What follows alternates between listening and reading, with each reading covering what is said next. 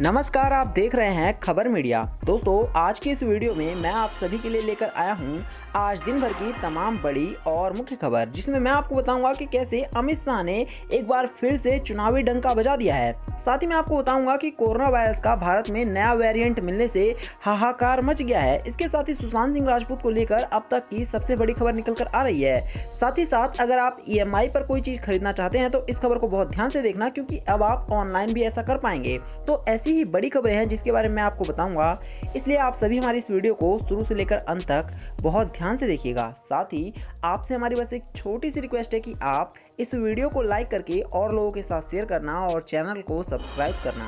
तो चलिए बात करेंगे सीधे पहली बड़ी खबर से। तो परमबीर सिंह की याचिका सुप्रीम कोर्ट में खारिज। कोर्ट ने अनुच्छेद 226 का किया है जिक्र। जी हां, एंटीलिया केस में परमबीर सिंह ने महाराष्ट्र सरकार पर जो आरोप लगाए थे, उन आरोपों को साबित करने के लिए परमबीर सिंह ने सुप्रीम कोर्ट का दरवाजा खटखटाया था, लेकिन सुप्रीम कोर्ट ने उनकी ये याचिका खारिज कर दी है।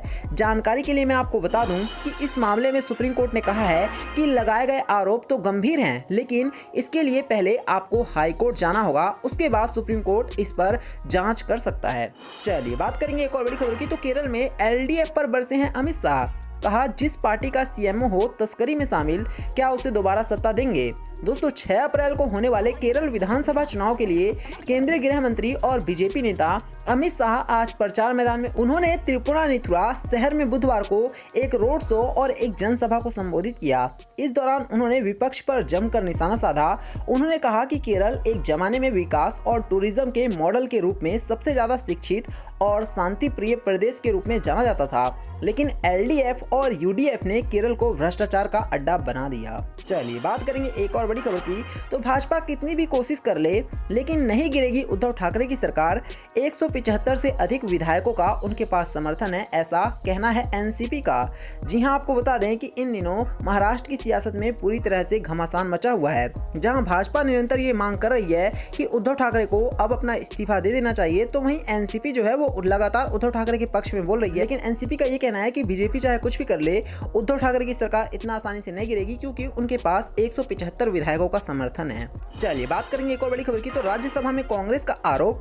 कहा, कोविड के पहले ही पटरी से उतर चुकी थी अर्थव्यवस्था। दोस्तों, आप सभी को पता होगा कि किस तरह से कोरोना वायरस से हमारे देश की अर्थव्यवस्था डाउन हो गई, काम धंधा चल नहीं रहा था और पूरी तरह से हर कोई घर में सिमट कर रह गया था।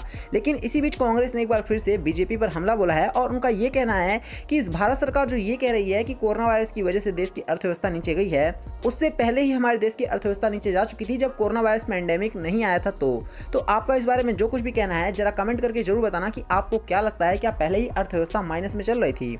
बात करेंगे एक और बड़ी खबर की। तो एक नई ऊंचाई पर भारत की वैक्सीन डिप्लोमेसी। अन्य देशों के लिए भारत किसी मसीहा से कम नहीं है। जी हां, जहां बात चल रही है कोरोना वायरस की वैक्सीन की, तो आपको बता दें कि कोरोना वायरस की वैक्सीन में भारत वितरण करने में इतना आगे बढ़ चुका है कि भारत बाकी देशों के लिए एक मसीहा बन चुका है। भारत उन देशों को भी कोरोना वायरस की वैक्सीन पहुंचा रहा है जिससे भारत के कभी दूर दूर तक नाते नहीं, और इससे पता चल रहा है कि भारत जहां कोरोना वायरस से पूरी दुनिया जूझ रही है, तो भारत मसीहा बनकर उभरा है। चलिए बात करेंगे एक और बड़ी खबर की। तो बता दें, 18 राज्यों में मिला कोरोना का सबसे खतरनाक वेरिएंट। अब इम्यूनिटी भी नहीं बचा पाएगा आपको। जी हां, आपको बता दें कि कोरोना वायरस के 18 राज्यों में ऐसे नए वेरिएंट मिले हैं जिसके बाद पूरी तरह से हाहाकार मचा हुआ है। आपको बता दें कि अब तक देश में न्यू वेरिएंट के 771 मामले सामने आ चुके हैं। 771 में 20% मामले सबसे अधिक खतरनाक हैं और देश के 18 राज्यों में ये नए वेरिएंट फैल चुके हैं। इस वजह से लगातार स्वास्थ्य मंत्रालय कह रहा है कि अब हर किसी को और ज़्यादा सतर्क रहना होगा, और कुछ लोग तो ये भी कह रहे हैं कि भारत सरकार को एक बार फिर से लॉकडाउन की घोषणा कर देनी चाहिए। तो जरूर आप कमेंट करके बताना आपकी इस पर क्या राय है, क्या आप भी एक बार फिर से लॉकडाउन देखना चाहेंगे। जरूर कमेंट करके बताना, बहुत महत्वपूर्ण सवाल है। बात करेंगे एक और बड़ी खबर की। तो दिल्ली से खबर है, नई आबाकारी नीति के तहत पॉश इलाकों में खुलेंगी विदेशी ब्रांड की शॉप। देर रात 3 बजे तक खुले रहेंगे बार। जी हां, राजधानी दिल्ली में नई आबाकारी नीति के तहत रेस्टोरेंट, क्लबों और होटलों के रूफटॉप, बालकनी और लोअर एरिया में रात 3 बजे तक शराब मिल पाएगी। इससे पहले ये जो व्यवस्था थी शराब पीने की, वो 1 बजे तक की थी। तो आप देख रहे हैं कि दिल्ली सरकार आपके लिए कितना कुछ कर रही है, तो आप सभी लोग जा करके वहां शराब पी सकते हैं। चलिए बात करेंगे एक और बड़ी खबर की। तो भाई सुशांत सिंह को नेशनल अवार्ड मिलने पर भावुक हुई बहन श्वेता सिंह कीर्ति, शेयर किया बेहद ही इमोशनल। दोस्तों, हाल ही में 67वें राष्ट्रीय फिल्म पुरस्कारों की घोषणा हुई है। इसके अंतर्गत सुशांत सिंह राजपूत को उनकी फिल्म छिछोरे के लिए बेस्ट एक्टर का अवार्ड दिया गया। वहीं उनकी जो बहन है श्वेता सिंह कीर्ति, उन्होंने एक ट्वीट के जरिए उन्हें याद किया और उन्होंने लिखा, आज तुम यहाँ होते तो इस अवार्ड को पाकर बहुत खुश होते, लेकिन मैं जानती हूँ कि तुम आज भी हमारे बीच ना होकर भी जरूर तुम ये सब कुछ कहीं ना कहीं से देख रहे होगे। तो आपका क्या कहना है सुशांत सिंह राजपूत के बारे में, जरूर कमेंट करके बताना। क्या आप कहना चाहेंगे कि श्वेता सिंह कीर्ति क्या सुशांत सिंह राजपूत को इंसाफ दिला पाएंगी? बात करेंगे एक और बड़ी खबर की, तो पहले वनडे की जीत से बहुत ज्यादा खुश है विराट कोहली, गेंदबाजों के लिए कही है बड़ी बात। दोस्तों, आप सभी को पता होगा कि टीम लगभग 95% हारे हुए मैच पहले वनडे को जीती है और इसके बाद विराट कोहली ने अपनी टीम के प्लेयरों की बहुत तारीफ की और खास करके गेंदबाजों की। प्रसिद्ध कृष्णा ने जिस तरह की गेंदबाजी की वो तो रियल में ही काबिले तारीफ थी, क्योंकि उन्होंने 4 विकेट निकाले थे। इस वजह से विराट कोहली बहुत ज्यादा खुश हैं और उनका कहना है कि हमारे देश के गेंदबाजों ने पूरी तरह से अपनी शान बान को ऊंचा कर दिया। चलिए बात करेंगे एक और बड़ी खबर की, तो अगर आप भी EMI पर सामान खरीदना चाहते हैं तो बहुत ध्यान से सुनिएगा। अब नेट बैंकिंग के जरिए भी खरीद सकते हैं EMI पर सामान। इस बैंक ने शुरू कर दी है सुविधा। जी हाँ, आप कोई नया सामान मासिक किस्त पर लेना चाहते हैं लेकिन आपके पास क्रेडिट कार्ड नहीं है तो आपको परेशान होने की जरूरत नहीं है। प्राइवेट सेक्टर के बैंक ICICI बैंक ने अपने ग्राहकों को मासिक किस्त पर सामान खरीदने की सहूलियत देने का ऐलान कर दिया है। तो आप भी अगर ICICI बैंक के कस्टमर हैं तो आपको कोई परेशानी नहीं होगी, लेकिन यकीन मानिए कि आने वाले दिनों में अगर ये नियम ग्राहकों को पसंद आता है तो हर एक बैंक इसको जरूर लागू कर देगा। बात करेंगे एक और बड़ी खबर की, तो बिना नाम के लागू होगी डोर स्टेप राशन डिलीवरी योजना। दिल्ली कैबिनेट ने मंजूर किया है प्रस्ताव। दोस्तों, दिल्ली कैबिनेट ने डोर स्टेप राशन डिलीवरी योजना को लागू करने का निर्णय लिया है। इससे पहले मुख्यमंत्री घर राशन योजना के नाम से लागू किया जा रहा था, लेकिन केंद्र ने इसे अस्वीकार कर दिया था। अब कैबिनेट योजना का नाम हटाने को मंजूरी दे दी है। सरकार की ओर से प्रस्ताव को मंजूरी मिल चुकी है, अब इसे केंद्र सरकार के पास भेजा जाएगा।